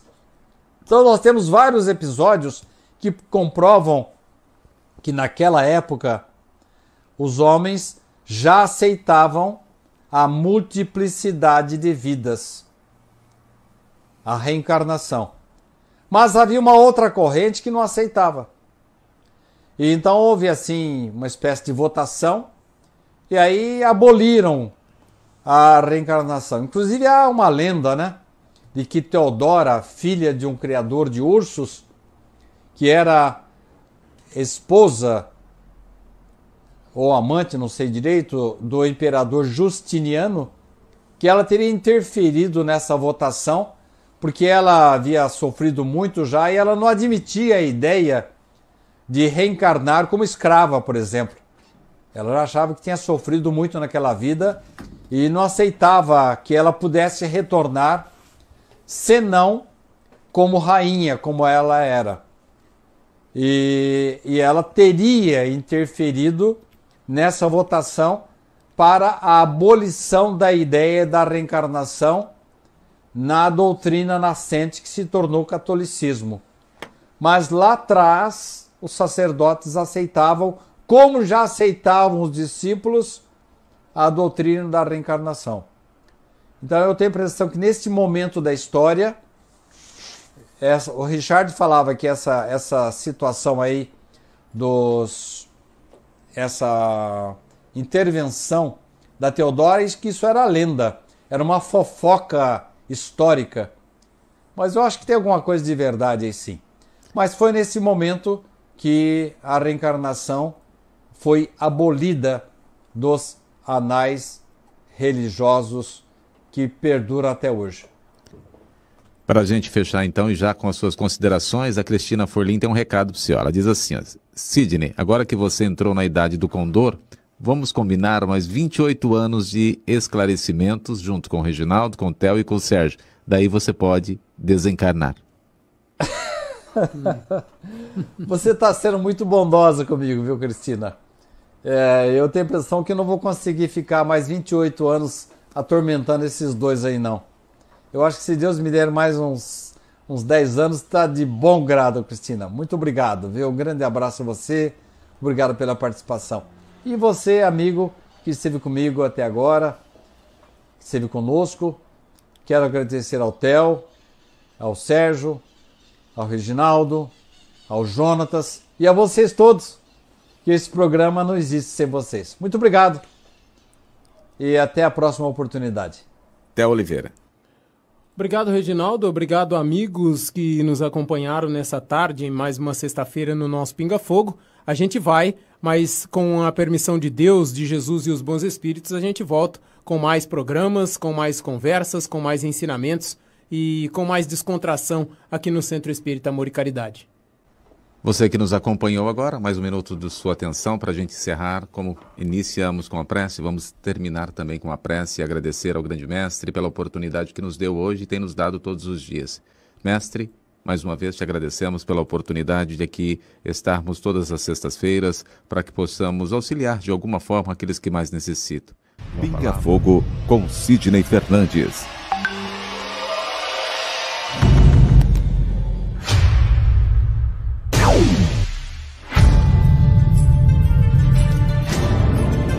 Porque nós não temos condição de saber exatamente ou saber ou relembrar como é a espiritualidade. Viktor Frankl, um dos maiores gênios do século XX. Ele é o criador da logoterapia. Diz que se a vida tem um propósito, o sofrimento também tem. A felicidade é um subproduto da rendição pessoal a outro ser. A partir do momento que eu me dedico ao próximo, a uma causa, que eu passo a ajudar o semelhante, procuro fazer este mundo um pouco melhor, naturalmente a felicidade me alcança. Pinga Fogo com Sidney Fernandes. Pinga Fogo com Sidney Fernandes.